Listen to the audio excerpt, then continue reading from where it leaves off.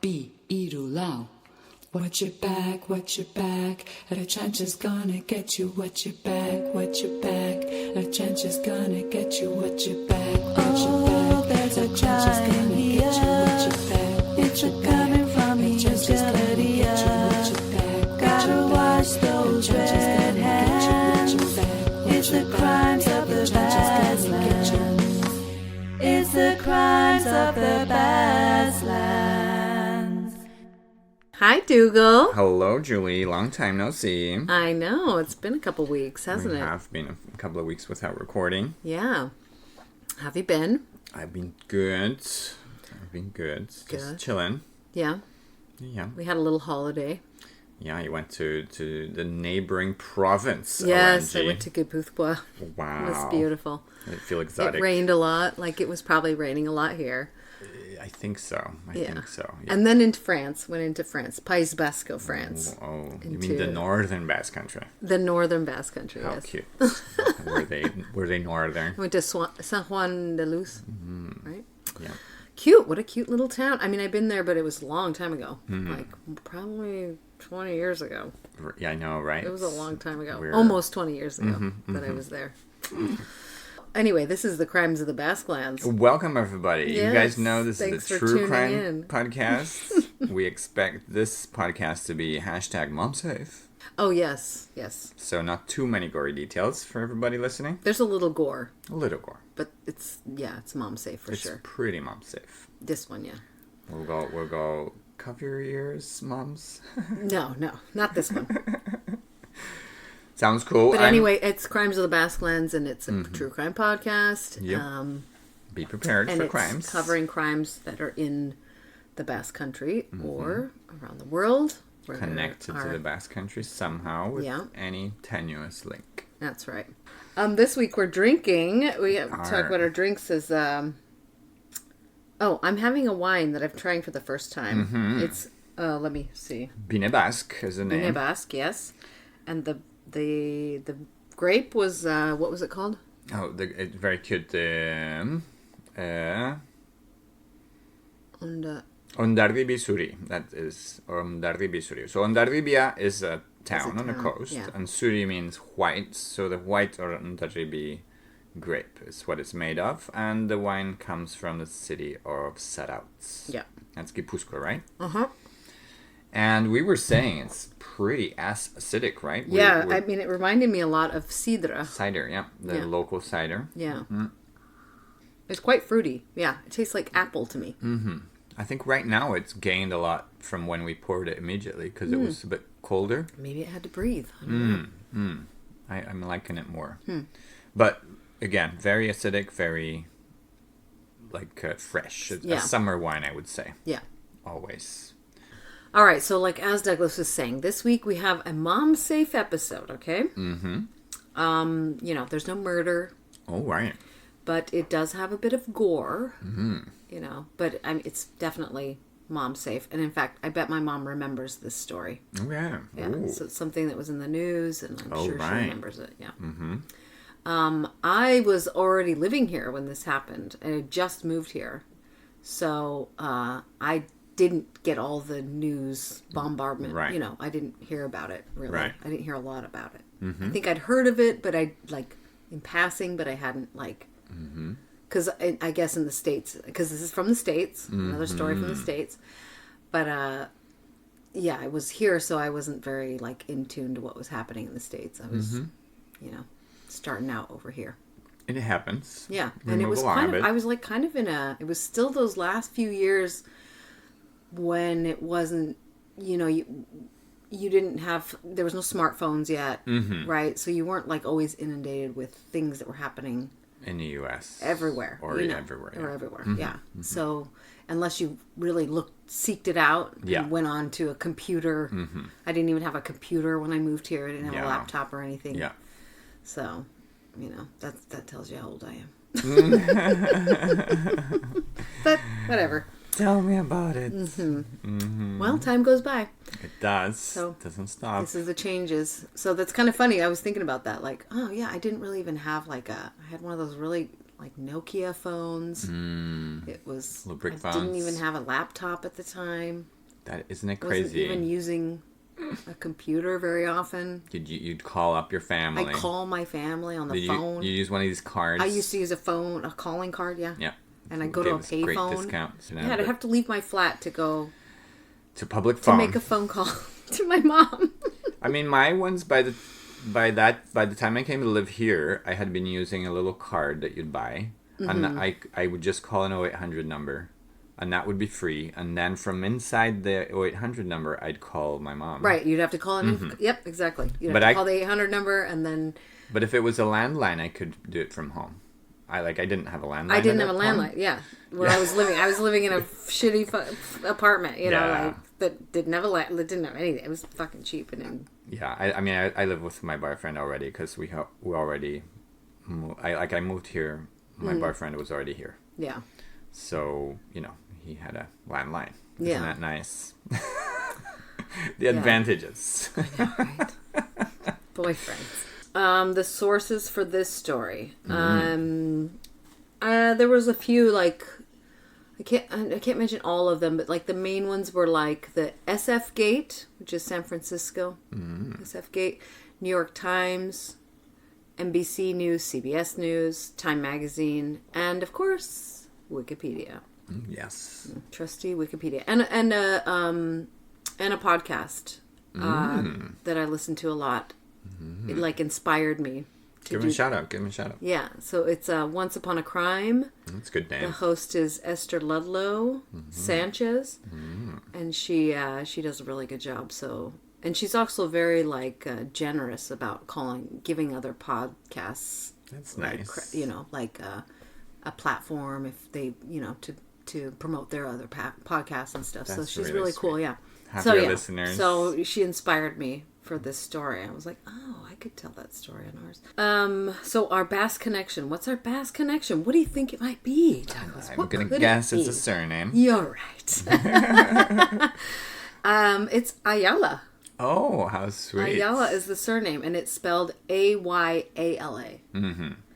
So, Which is the old Spanish way of doing it. right, it's deriving from the town of Ayala, which is Ayara in Basque. Ayala is the Castellano version, and Ayara is the name of One the R town. or 2 R's?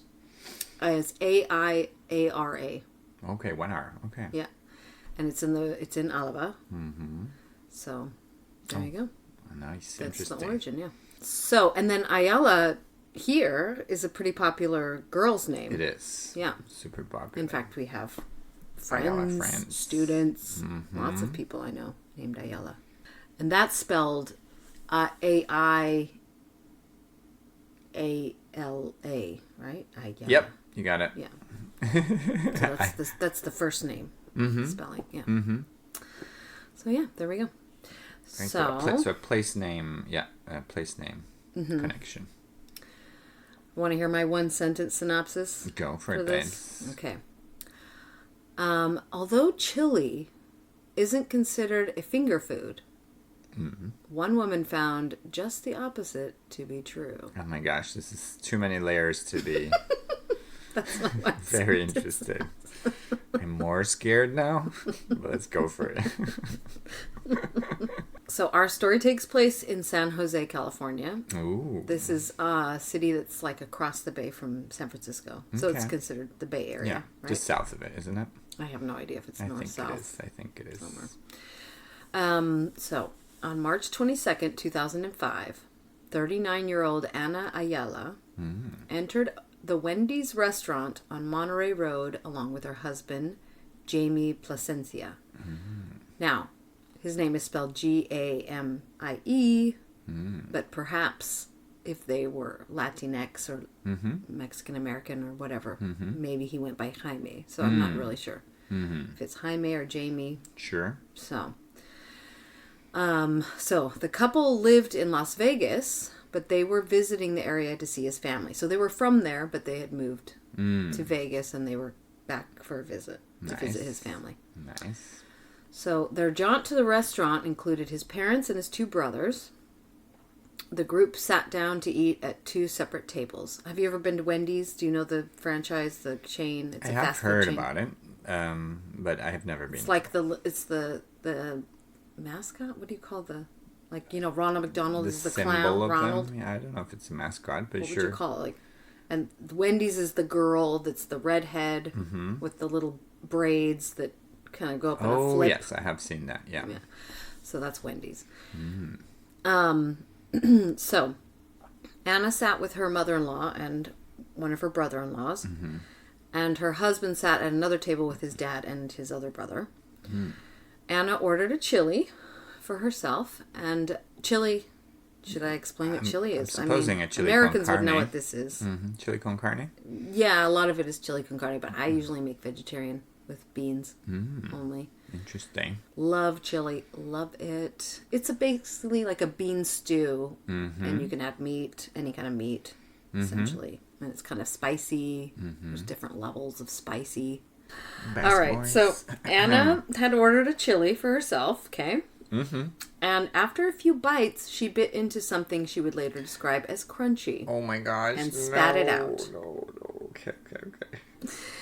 She and her table companions began to examine the strange object in her food and noticed a human fingernail attached to it. Oh my gosh. After vomiting, she stood My and walked around the gosh. dining area with the item on a napkin, telling people, "Don't eat the chili." Quote, "Don't eat the chili. Look what I found in mine." End quote. Oh my gosh. Yeah. The manager came over to see what the commotion was and examined the strange meat, quote unquote. Like I'm saying meat, air quotes, Sure. right? And confirmed that it did have a fingernail attached to it. Oh. Anna called the police, who then sat about interviewing Anna and her family and the staff at the restaurant. The police took the strange meat and sent it over to be inspected by the medical examiner. Okay. It was determined to be part of a human finger, 4 centimeters or 1.5 inches That's pretty big. in length. Oh man. It's like an inch, you said? Yeah, it's a big. 1.5 inches. It's a chunky So bit that's like the end of from your knuckle on, I guess. pretty much the two last little knuckle bits. Yeah, so from your middle knuckle on. Let's take a break Let's do before it. we get Let's into do the it. rest of it.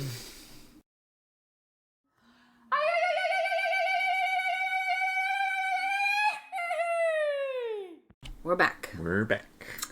So I'm gonna go between calling her Ayala and Anna Okay. through this story. Okay. Ms. Yeah. Well, she's a Mrs., isn't she? She's married. Yeah, she's married at this point. Yeah.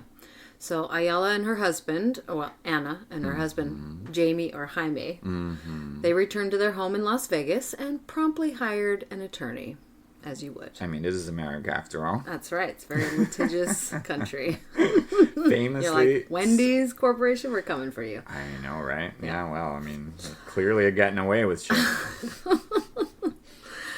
So they hired the attorney, and Wendy's was then informed by her lawyer, obviously, that Anna intended to sue them.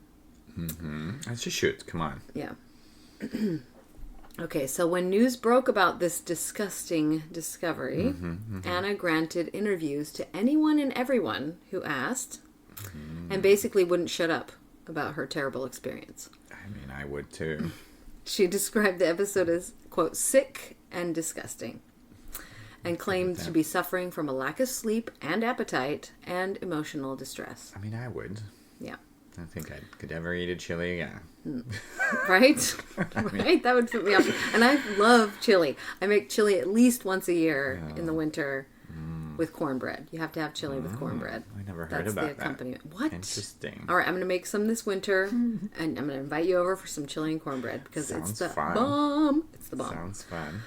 So, she made an appearance on a morning talk show. These are, these morning talk shows where they are on for like hours at a time in the morning. So there's like the Today Show and the Good Morning America and America, blah, blah, blah. I don't know. Yeah, I can't remember all the names of them. Beautiful but she went America. on Good Morning America. Okay. And she went to talk about her lawsuit against Wendy's. When she was asked what happened, she said, quote, Well, while I was eating my chili, and I usually crack all my crackers and just put them in there, mix it all around, and started eating, and eating the way people usually eat. And suddenly I chew something that's kind of hard, crunchy, spit it out. Ugh. At first I wasn't sure what it was, and as we started investigating, poking it, other people too, that's when we find that there's something that looks like a nail. End quote. Oh my gosh. Yeah, pretty horrible. Ugh. I don't know if this is very mom safe. It depends what kind It's of moms mom we safe, have. for sure. For sure. And my mom, for sure, I think remembers this story. I'll have to ask her next time I talk to her. Okay, so obviously the public was horrified by the story, and it was all over the news, right? Yeah, they must. Because, I mean, this is a great story, right, for the news. It's a classic. cycle. It's a classic, No. yeah. What? Bash, A finger in chili? bash on corporate America. Yeah. So, also it brought back memories to everybody of the E. coli outbreak in 1992 In Wendy's, you mean? at Jack in the Box. Oh. Have you heard of Jack in the Box? I have heard It's about another it. fast food joint, yeah. So, yeah, at Jack in the Box restaurants in 1992, there was an E. coli outbreak, and this sickened many people, and it even caused some deaths. Oh, wow. Yeah, so over 700 people were affected by this. And then, so 700 people were affected by it before they discovered that the source came from the hamburger patties that were purchased, by the restaurant in California and the Pacific Northwest. So specifically that area. Your My neck of the ground. woods. Yeah, my neck of the woods, yeah. So I remember this story. Childhood when this thing. happened, yeah, because I was in high school at the time when this happened. How cute. So Jack in the Box, as a result, suffered huge revenue losses, and this time around, it wouldn't be any different for Wendy's. So people in general stopped eating out, and Wendy's restaurant in particular saw so much of their business plummeting that across the country, their staff lost hours, work Yeah, hours, of course. and then their jobs eventually. Yeah. So this potentially multi-million-dollar lawsuit on their hands, Wendy's Corporation began an investigation of their own. Oh, man. Yeah. So the police obviously were interested in finding out where this finger had come from. Sure. There's DNA. Well, it is 1992. No. So what was DNA it? was around. 2005, you said it was? 2005, Okay. Yeah. So DNA should be around. 1992 was the E. coli thing, but yeah, this is 2005. Yeah. So what began as like a public health investigation, it later turned into like a criminal forensic Okay. investigation.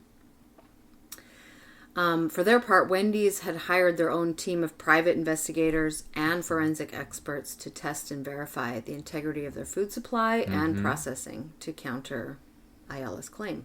Sounds great. So both investigations determined that the finger didn't belong to any of the employees at the restaurant. It also didn't belong to anyone tasked with the packaging or processing of the ingredients that went into the making of Wendy's chili, Okay. all across their food supply chain. Right. And the finger, although it was found to be cooked, was determined to have not been cooked in any chili at any Wendy's restaurant. Why? Because they had a very specific method for perfecting their recipe. Their chili was always cooked at 170 degrees for 3 hours. Always. Yeah. So really well cooked. Well, and I studied this when I was studying communication in university, and it's called like the McDonaldization of things. So where the processes of doing things are so Standardized. precise and standard, that the result is going to be exactly the same every time. For you to So, recognize like, that taste, that you texture. eat a hamburger at McDonald's in Taiwan, it's going to taste exactly the same as the hamburger you eat in California, right? Pretty much. They might have different things on the menu to suit the local. Like I remember in Turkey, when we were in Turkey, they had kebabs on the menu at McDonald's. Oh, how cute. We didn't go to McDonald's, but we just saw that You they had noticed kebabs. that. Yeah. That's cute. Yeah. That's cute. Well resisted, Jilly. Well resisted. I actually haven't eaten at McDonald's in like over 30 years, probably. Oh, I've eaten McDonald's I mean, like the last time, I guess, I don't know if it was the last time, but in Taiwan, it was so hot and humid. Like, we'd go in to just sit there for like an hour and have an ice cream when the aircon. Mm-hmm. And a nice bathroom in the middle of downtown. Yeah, we did that too when we were in Mexico. We actually, that's right, when we were in Mexico and Guatemala, traveling around, we went to McDonald's to have a McFlurry, which is the like milkshake thing. Yeah. Because they're like, oh my god, a milkshake! Because, they don't... Sit in the cold aircon for free. An ice cream dessert, yeah. It's good. And they generally have reasonable bathrooms. So, it's a public service. Right. It's a public service. They do serve a purpose. The trip, 1998 was a time I most stayed in McDonald's. Me and my dad went to Russia. Oh. And it was 1998, so not very long after, the end of communism. It was like about 10 years later. I heard a story about Russia's introducing it was enormous. McDonald's went into Russia. For many years, it was the most selling McDonald's for like a decade or more. Maybe 2 decades. It was like the most customers served, the biggest number of burgers, all those things they had their record in Moscow. But because of that, not because of that, I don't know, it's a crazy market, Russia, but there were almost no restaurants in the whole of the capital city of Moscow. So we had to keep going to McDonald's because it's like the only thing that we saw. There was somewhere to eat, Yeah, like there was nothing. Out of the house, yeah. Yeah, out of the house, yeah. Huh. So we went to McDonald's a lot that time. So, back to the matter at hand. Back to the story. No pun intended. So, so anyway, it was determined that this finger had not been cooked at this temperature for this period of time. Okay. Okay? So that's what they could determine. It's easy to do. Yeah. Police interviews revealed that 2 of the 3 relatives who were with her on that day claimed she had vomited after the discovery of the finger. 2 out of 3. Okay. Yeah. But then when they went back and re-interviewed her mother-in-law and father-in-law, they both admitted that they hadn't actually witnessed her vomit. Okay. And then in one source I read that her father-in-law vomited. Right. After the discovery. Ugh. I mean, I would have probably. I know. And then investigators could find no signs that anyone had vomited at the restaurant on that day, and that employees assured them that they hadn't cleaned up anything. They'd never cleaned up any vomit. And none of the family members that accompanied her saw her with the finger in her mouth, and had only noticed it when she pointed it out at the bottom of her chili bowl, saying that she'd just spit it out. So police start to look more closely at the woman at the center of this event. They began to suspect that Ana Ayala was attempting to pull off a rather macabre case of insurance fraud. Oh, man. Wow. So in an effort to find the owner of the finger, police were said to have heard rumors about a recent passing of one of Ayala's aunts. Oh. But Anna denied that she had any recently deceased relatives. It's a hard thing to deny. Right. Something you could prove up. Yes or no. This happened or not. I've done my family tree. I have relatives dying every week. I've got hundreds of cousins everywhere. My condolences. And being born, and getting married. It's just big families. That's what happens. That's what happens. People die. So what police did discover is that she had a penchant for filing lawsuits against establishments. Big corporate America. That's another easy one to check. Oh, man. And they would soon find out that she was someone whose word could not be trusted. Bum, bum, bum. Should we take a break before we continue? I want to be a slightly culturalist and say she don't sound too Basque. Because the Bascos are very proud of their word. You know that, don't you? Well, I think there's a lot of cultures that would say that. I agree, but it is still a fact. At least don't the Italian mafiosos say the same thing? I totally. I believe the word of an Italian mafioso. I don't know about you. I think I'd take them for their word. My Italian I will kill you and your family. I'd be like, all right, I'll take your word for that. I mean, even I will protect you or you are family. The nice ones as well. Yeah. That's what came to mind. We're having a break in any case, right? Yeah. Let's take a break.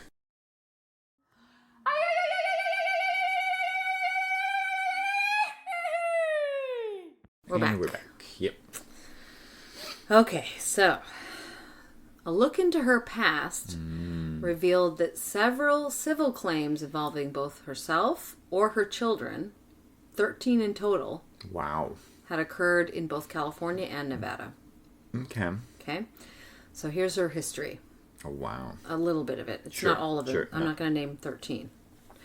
So, in 1998, she filed a sexual harassment suit against her employer, La Oferta, and Review, a newspaper. Oh. And it was later dropped. In 2004, she claimed that the restaurant El Pollo Loco had settled with her for $30,000 after her daughter picked up a nasty case of salmonella after eating there. 30,000. That's a nice one. But when police spoke with the chain, they acknowledged the lawsuit had happened, but they hadn't paid her a dime, as the claim couldn't be substantiated. Oh. So But she was telling people that she'd won $30,000, or she had won this in the lawsuit. It's a weird one. Yeah. Also in 2004, Ayala filed a suit against the Goodyear Tire Corporation and General Motors Corporation. She's going for them all. Going for them. I like her. Somewhat. Gumption. At least she's going for, like, big corporate. Okay, so anyway, she had a suit against Goodyear Tire Corporation and General Motors, claiming that a tire had come off her car while driving. And that lawsuit was dismissed because she fired her attorney. Oh. Then she didn't show up for her court dates or file the proper paperwork. So the lesson there is don't fire your attorney, because they're the ones that take care of all that shit for you. I'm hoping they do. Some don't. Yeah. So San Jose police soon discovered a more despicable act of fraud and theft in Anna's past when they uncovered a police report that was filed in 2003 in San Jose. So this report was from a woman by the name of Bertha Davila. Davila. I don't know where the accent would be. It didn't have an accent on her name, so I don't know where the accent would be. So, excuse me. In September of 2002, Bertha Davila, she agreed to purchase a mobile home in San Jose from Ana Ayala for $52,000. So, Bertha's first language is Spanish. Okay. And so, to complete the transaction, Anna accompanied Bertha to the real estate office to file the paperwork that was necessary for the sale, and then was going to stand in as her translator. Right? So, in addition, Davila had no credit history or social security number. Right. Which would turn out to complicate the matter. So, Of course. Oh. the real estate agent informed Ayala that Davila didn't qualify for the purchase because of her lack of credit history and social security number, and therefore couldn't buy the mobile home. Something that Ayala conveniently left out in her translation to Bertha. Oh, man. So the agent gave the pair some paperwork for a sale by owner transaction. Okay. Davila filled out the paperwork and then returned it to Anna, who agreed to bring it back to the real estate agent and, to Continue the the transaction, right? And she gave her $11,000 as a down payment. Oh. So this was, All her savings. basically all the money she had in the world. So, believing that everything had been done to complete the transaction of the sale and the purchase of the home, Bertha moved into the home with her family in October of 2002. 3 weeks later, she received an eviction notice from the bank giving her 3 days to vacate. The owner of the home had defaulted on their loan. And the owner wasn't Ana Ayala. Oh. She was pretending it was her. Oh, man. It was her now husband, but then boyfriend's property. Oh, my gosh. Yeah, the plot thickens again. Jamie. Jaime. Oh, it was Placencia. Jaime.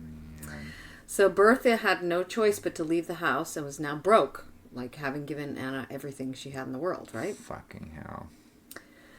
So Bertha could not contact Ayala, as Ayala had left with her husband and moved to Las Vegas by this point. Yeah. Okay. So, but Bertha didn't give up, and she found out a year later where she lived and went to confront Anna about the money. Yeah. Right? Where's my $11,000? Yeah. And Anna acted like she had no idea what she was talking about. And of course, she never returned any of her money. And so poor Bertha, her only recourse was to go file a police report with the San Jose police for grand theft. Crazy. So grand theft, I looked up Yeah, I because don't I was know trying the to meaning of figure that. out the differences between these crimes. So grand theft is a specific intent crime, meaning that the person taking the property must have had the exact intent of depriving the victim of property or stealing. So, meaning she meant to steal the money from her. Okay. Intentional theft, let's call it. Yeah. So, when San Jose police showed up at Ana Ayala's house in Vegas on April 14th to interview her about this whole Wendy's thing, she refused to cooperate with them. Yeah. She would complain to the media and anyone else who would listen, because she really liked the media, that they were harassing her family and treating them like, quote, terrorists, unquote. Oh, yeah, it was post 9/11, so now we can say we're Everyone's terrorists. terrorists. Sorry. Oh, my goggles. So a search warrant was issued, but I couldn't find what they found. That never was reported, I guess, what they found or if they found anything. Meanwhile, post-finger incident, Wendy's was struggling with damage control, right? At the time, they were the U.S.'s third largest fast food chain. Wow. They claimed that sales were down by $1 million a day Whoa. since the story broke. Yeah. They gave a press conference in April and implemented a PR campaign offering a free Frosty to anyone in the Bay Area, which they later expanded to the nation. The whole, yeah. So Frosty is like a chocolate shake thing. It's like their little specialty. Okay. It's like a very particular flavor. It's a chocolate shake, basically. Nice. Sounds fun. It is good. They're good. I like a Frosty. So on April 21st, Las Vegas police, because they were involved because she lived there, they arrested her for the San Jose police. And they charged Ana Ayala with a felony attempted grand larceny for the fraudulent claim against Wendy's and grand theft for the scam that she committed against Davila. Oh, good. So she got arrested for both things. Nice. I'm happy Davila's So getting something. grand larceny, which is what they charged her for the Wendy's thing, Yeah. is I'm going to read the definition I got here, is a crime defined as larceny of property worth more than the given state's statutory requirement. Wow, what does that mean? Okay, so the minimum property value for grand larceny often ranges between $100 and $1,000. For example, in New York, a person is guilty of grand larceny when they steal property at a value greater than $1,000. Okay. So because she was trying to steal money from Wendy's Right. in a larger sum, like Yes. suing for whatever amount she decided, Yes. X amount.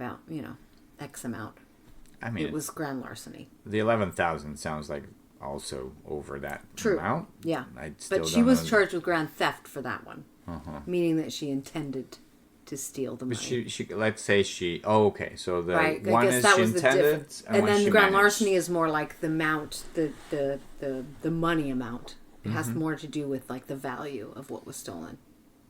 So grand larceny was more about the value that was stolen, whereas grand theft is like, did they intend to steal this property or whatever? Okay. Okay. So at the time, her son, whose name is Guadalupe Wow, I like his. Guadalupe Reyes Jr., he denied the charges and told reporters at the scene, because of course there was a big story, there were reporters on the scene when she was arrested in Las Vegas, that she didn't, quote, she didn't steal any money in connection with the trailer. That was his quote to reporters. Okay.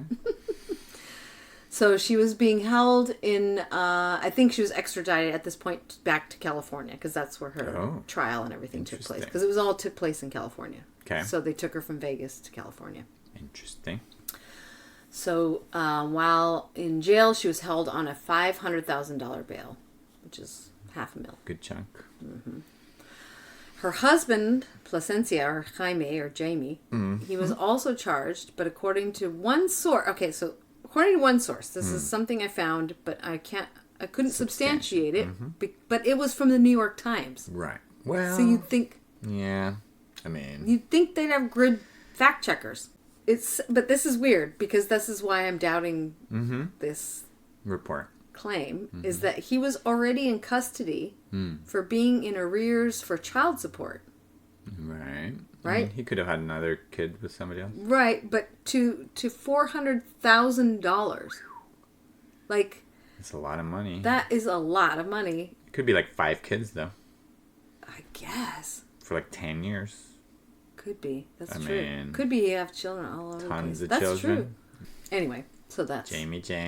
Oh, Jamie. So they get arrested. They were like, no, Both of them. this is not cool. They found that the finger never came from Wendy's, never came from any of the processing plants. So they're suspect. They think she's just trying to rip off the company, right? Sounds like it. But But they arrested her in April, right? But they still didn't know where the finger came from, which brings me to the next part of the story. In early May 2005, so she's already been arrested. She's in jail, right? The police announced that they had found the person to whom the finger had once been attached. okay. Police followed up an anonymous tip received on the hotline that was set up by Wendy's. Oh man, this is interesting. Sure. I So- mean, life is more random than I know, right? than Stranger than fiction, right? That's the word. So, the restaurant chain was offering up to $100,000 for information leading to the origin of the finger. Ooh, that's a juicy amount of money. Yeah. So, they got this tip. So, the tip led police to Brian Paul Rossiter. It turns out that Mr. Rossiter had lost a finger in an industrial accident at an asphalt company in December of 2004. Okay, wow. So he's only been identified, like in all the reports that I read, as an associate of Jamie Placiencia. Placiencia. Oh. Yeah. Okay. Yep. So Sure, friend of the husband. that's her husband. Yeah. So he. Oh, look, I got a little bitty finger of mine. What shall I do with it? Oh, I'll take take that it. off of you. Sell that to me. So he did. He sold his finger to Sold the couple it. Oh my for gosh. $100 Oh my god. in order to settle a debt.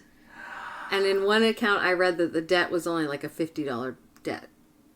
So he sold it to them for $100. Wow. So he made $50, I guess. I mean, America! Fuck yeah!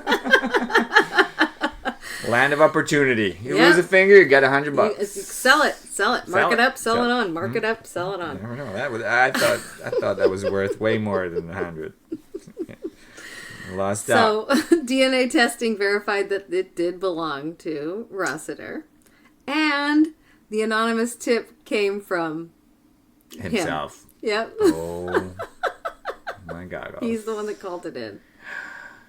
Right. That finger turned out to be a very good investment. Right? Right? If you got $100,000 plus $100. No, 100. Oh yeah, from if the Wendy's Wendy's. give it If to Wendy's him. paid him, I didn't see that Wendy ever paid him for the tip.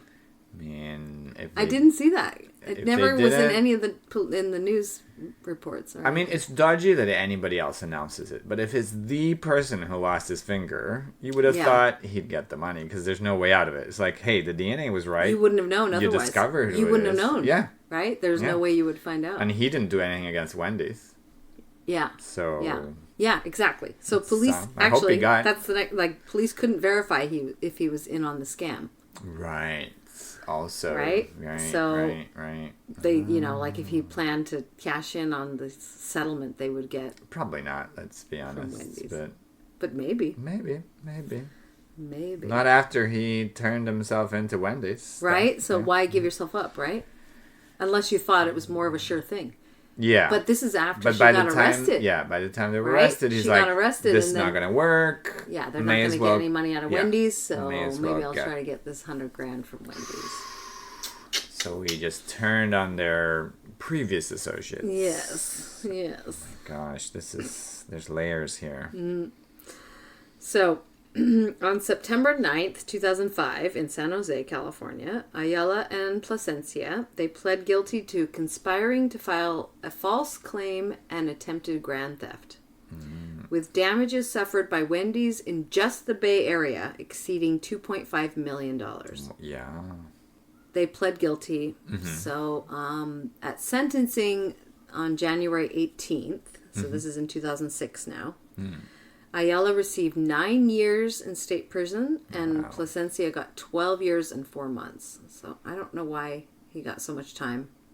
I mean, Much maybe more than him, maybe because he knew the guy that had the finger. I don't know. Yeah, I mean, maybe he was more involved with the trailer park thing. Maybe it has to do with that. Yeah, Like an extra 3 years for the trailer park thing. maybe. Yeah, could be. Yeah. And then they were also sentenced to pay Wendy's $21 million in restitution. So Sure. the corporation knew they'd never see this kind of money from them. So they agreed to seek only $170,000. Dollars. U.S. American. Yeah. And this was just to make up for the employees' lost wages. I mean, it's not gonna. So tons of apparently people that was the lost number their they came money. up with, that people that lost hours at work because there was less business and or lost their jobs. Must be more than that, but sure. Well, they don't pay people very well. It's minimum wage Still, jobs. These are minimum wage jobs. It's like an enormous third biggest You chain think, in America. you think you would, exactly. If that's all they're losing, if that's in 2, it, 3 right? months. Less than $200,000. Cheap to run that business, Julie. Let's get into I know, tacos. right? We gotta buy a Wendy's. We gotta buy a Wendy's and make this happen. Nah. So No anyway, good, no goods. They further agreed not to pursue the $21 million if the couple didn't seek a book or movie deal from the notoriety of the case. So that was in the clause. Like, they can't ever sell the story. It's definitely a California clause. I love it. Okay, so Ayala had an additional 5 years tacked onto her sentence because the prosecutor argued that when she claimed she couldn't eat or sleep after the event, this had a direct impact on Wendy's sales. The judge agreed with the prosecutor and gave her the additional 5 years. However, on appeal, so she appealed this, her lawyers argued that this wasn't legal. It's a bit of an odd one. Yeah, it was just like kind of random, like, yes, of course, yes, okay, 5 more years. And so she won her appeal. Good. So it reduced her sentence, and she only served a total of 5 years. Okay. So post-verdict, when she was sentenced and everything, she had a lot to say. She lectured folks that others should learn from her mistakes. Quote, "Let this be an example. Everybody out there, all those young people, learn from this." However, she wasn't shy about... Oh, that was the end quote. However, she wasn't shy about throwing Brian Paul Rossiter under the bus. Oh. Of him, she claimed that he was much more involved in the plot to rip off Wendy's. She's getting But revenge. he, quote, "he got away. He's a hero," Ayala said. Quote, "He should be back here with us." Rossiter, for his part, was never discovered to have plotted with the couple, and he told police that the couple had offered him $250,000 for his silence. So I'm assuming they were like, Shut up. when we get all this money from Wendy's, we'll pay you $250,000. So he was offered that by them. Well, they upped the offer from Wendy's, so they were at least, pulling in the right cards. When she was asked if she was surprised that the court had given her the maximum sentence, she said, quote, "I was expecting it. Obviously, I committed a crime and I should pay for it. And I'm ready. I know I've hurt a lot of people." End quote. She said she didn't plan to target Wendy specifically, but this was contradicted after her release from prison when she granted an interview on TV. She said, "I cooked it." Ugh. So That's what they want to hear on American TV. Totally. Totally. So she detailed how she cooked it in her Las Vegas home by following Wendy's chili recipe. Oh, wow. But it didn't reach the right temperature. Exactly. Her undoing was that she didn't realize what the temperature would be or for how long the restaurant cooked their chili. Yeah. She Good continued- preparation, though. Yeah, Good preparation. Yeah, I know, right? She thought it out. She thought she had it all Basco's worked. She thought she following had it all recipes. worked out. Yeah. She continued and admitted that after cooking the finger, she stuck it in the freezer before heading off to Mexico for a vacation. Oh my gosh. I mean, I guess you would freeze your chili. Well, you got to save it for later, for that next time you're at a Wendy's. Oh, man. So, anyway, in my research, I couldn't find that if Bertha Davila ever got any money from this, like if she ever got her 11 grand back or more for all the trouble she had gone through. Like she moved in and then got kicked out and then was homeless, right? Yeah. But Tough life. I hope so, but I couldn't find anywhere that she got anything That's such a out of shame. this. I know, even though they were charged with this crime too. So, should we take a break? Let's do that.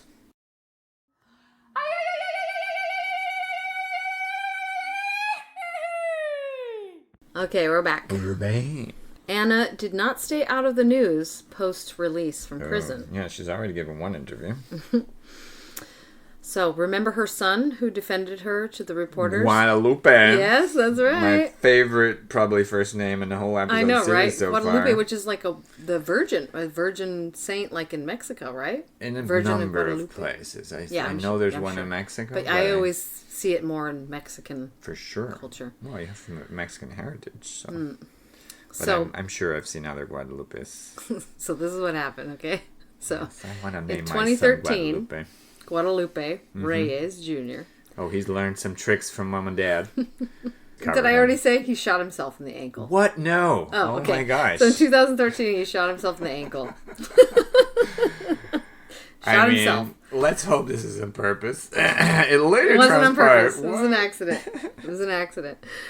Did he? So- Did he sue the No. the gun company? not. He did not. What? But this is a problem for him because he wasn't supposed to be in possession of a firearm because Okay. he was on parole Ooh. from a burglary conviction. Ooh. Okay. It's getting complicated. So he went to mommy, Anna, 'Cause she can solve every problem. Anna the scammer. Ooh, Right? you thought Anna about the that scammer. yourself? I did. That's a I good wrote one. it down. That's a good one. Anna the scammer. And she cooked up a little story Ooh. for him to get out of this one, okay? I like the double entendre there. Yeah, I know, right? No pun intended. So they concocted a story for the police of an alleged attack on him. So they gave a full description of the attacker that Anna provided to the police. She described the assailant to police as a big man with a goatee and unusually large ears. Oh my gosh. What a weird description, right? Hilarious. Goatee, large ears. Sounds like one And of her... he was wearing a black Oakland A's baseball cap and Air Jordan sneakers. So that was her description to police. So precise. So precise. She even gave them a name. Ooh. So the name of the person, right? Yeah. So after searching for this man and turning up nothing, they decided to call Reyes, or Guadalupe, in for questioning, and he cracked, like, immediately. Oh my gosh. And he gave his mom up. Oh my gosh. That's a... You didn't learn anything from your parents. Mom was probably really disappointed in him. Like, Yeah. God. Yeah. So they were both arrested for this, for filing a false police report. Me cago en la hostia is what she's saying. Yeah. So they were both arrested and they received 2 years in prison each. Wow. So Ayala could have received 4 years and 8 months for her part because He landed police. she was an accessory to a felony. She filed a false police report, and for being a felon in possession of a firearm. So she got charged as well for being a felon in possession of a firearm. And that's because she helped her son get rid of the gun that he had shot himself with. And they never found the gun. Wow. So her sentence was reduced to the 2 years because she pled no contest. Remember we talked about that in the Irene Garza case? The no contest, which is just like that you have enough evidence against me. I can't fight this charges. Right. So Right. I'll just plead no contest. You're not pleading guilty, but you're just pleading like I can't compete or I can't fight it, basically. I don't get laws sometimes. So you'll get like a lower if you kind of like concede to the crime in a way, you'll get a lower sentence. I Dodgy. guess. It's I know. dodgy. Well, it's the legal system. So yeah, so that's the last time she was in the news, and according to that podcast I told you about, Once Upon a Crime, she mentioned that on her Facebook page, NIL's current Facebook page, she has in her description, quote, crazy finger lady.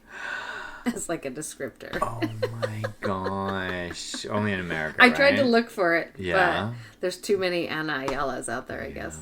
So I gave up because I was like, I gotta finish this story. I gotta get to the end.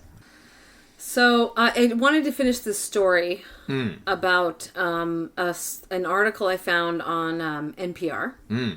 Connected to the story? It's all about a history of human fingers found in fast food. Oh. So a Michigan teen says he got a taste of more than just roast beef when he bit into his Arby's sandwich last week. So Arby's is another chain that has like they're famous for the roast beef sandwich that they have. My overall lesson so far is don't eat an American fast food, but let's go. Well, I know when you At least we started raving about McDonald's, right? in Russia. Dang. All right, so this kid, he was a 14-year-old Ryan Hart, 14. Next, yeah. So the caption under his photo is, Ryan Hart, 14, found a severed finger in his junior roast beef sandwich. Junior roast beef sandwich, so the one for the little baby guys. roast beef sandwich. So here's his quote. I was about to puke. It was just nasty. The piece appeared to be the back of a finger, including the pad, and extending beyond the first knuckle. They don't have a lot of They don't have a lot of detail where it came from. And we've philosophized about it enough. They just said that the franchise restaurant team stopped food production and thoroughly cleaned and sanitized the restaurant. But less intense than wait Wendy's. For it. Again, at another Arby's. So Arby's is just rife with fingers flying around. Yeah. So much like in Ohio, much like in Michigan, Ohio, another man bit into his Arby's sandwich in 2004. And he found a piece of flesh about 3/4 of an inch long. And when they spoke with the manager, they saw a bandage on his thumb. It turns out he had sliced his thumb skin while shredding lettuce, but reportedly didn't throw away the bin of lettuce. So it was a chunk of his thumb. Then that was an easy crime to discover, though. Then, of course, they mentioned the Wendy's. This one, right? Then there was a finger in a custard. Okay. Okay, so custard is like a sweet thing, and it's much more. This was found in North Carolina. So Cole's frozen custard. Okay. So Clarence Stowers found a finger in his custard at Cole's frozen custard in Wilmington, North Carolina. But not before eating all of the ice cream off the finger first. Oh my gosh. Oh my gosh. To be fair, it was frozen, so it's less disgusting, but Is it? Oh my god. He reportedly thought it was candy and didn't realize it was a human appendage he's sucking on until later. No. So it says, turns out a worker had lost part of his finger in the custard machine at Stowers and was unfortunate enough to find it. Oh. Later, Stowers kept the finger for evidence for so long that it was too late for the employee to get his finger reattached. So he held on to it, and then if he had turned it in, I guess immediately the guy could have maybe got it put back on. I mean, still. Okay. That's too There's much. There's two more. Okay, so this is the frozen dinner finger. So it seems this one starts with, it seems 2005 was a big year for finding severed fingers in food.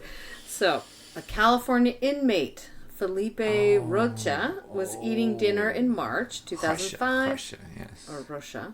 Yeah.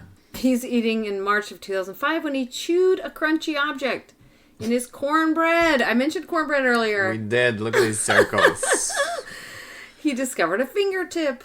And I'm gonna, unless you lose a finger, Julie, I will try your cornbread. Yes, and he filed a lawsuit, and the inmate's attorney said Rocha or is a vegetarian and lost 15 pounds in 6 days because he couldn't eat after the incident.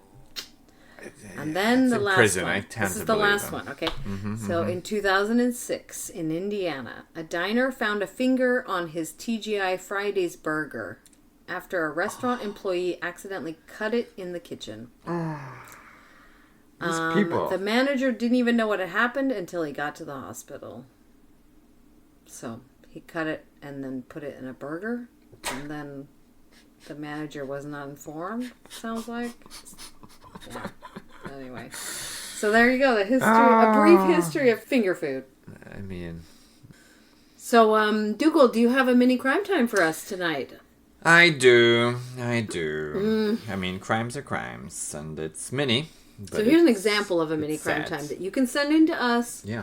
Voice message, an email if you want to write it out. If it's somebody else's story, just It's tell us okay. about it. Who Yeah. cares? It can be your friends. Who cares?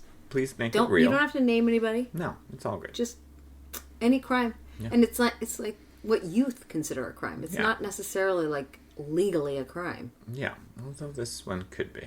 I Okay. mean, maybe. Oh, I don't. I'm I don't- excited. I don't know. I can't don't know wait. if it could be. I'll tell you. I'll be the judge of that. So we're at the tobacco store, and it's, like many European countries, there's only one place that you can buy tobacco in Spain and the Basque Country. It's a tobacco shop. Ah, yes. You have to go to a tobacco It shop. has to be licensed tobacco shop. Yeah. So we get our snus for all of those who know What is snus? the Norwegians and Yeah, the like it's very Scandinavians. Scandinavian, right? Yeah, Snus. so they're like a little Like a packet. little like, pillow, Like a, 2 yeah. centimeters by 1 centimeter. So let's say half an inch Like by a tea bag. yeah, a little type tea of bag thing. It's with like a little tea bag with tobacco inside, tobacco, chewing tobacco. yeah. And I then, remember my Swedish classmates when I Exactly. first moved here. exactly They all used snus. exactly. So I've been seeing a Norwegian guy recently, and of course he likes the snooze thing. Mm-hmm. And so we turn around, and then the next clients, who are this older couple, or brother and sister, or whatever they are, they were next in queue, but we were still just kind of looking around and getting our umbrellas whilst the other sale is happening. And it was a fast one. They asked for like a couple of packs of cigarette or something. And then a commotion started, so it was kind of periphery, and I didn't catch what the words were said. But basically, the lady behind, there was only one girl in the store. It's quite a big store, like, it's, Like working. yeah, there's only There's this. a lady working. Yeah, and she was Brazilian because I recognized the accent. Okay.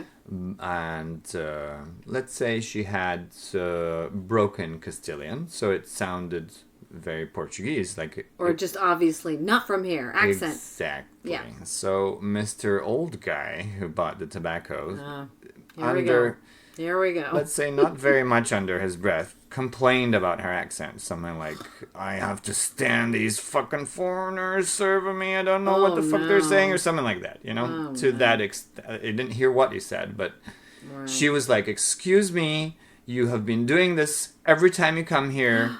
Please She's like a regular customer. treat me with respect. And and even though he deals with her all the time. And he just goes, fuck you. It's not your fucking problem. You should learn how to speak Castilian.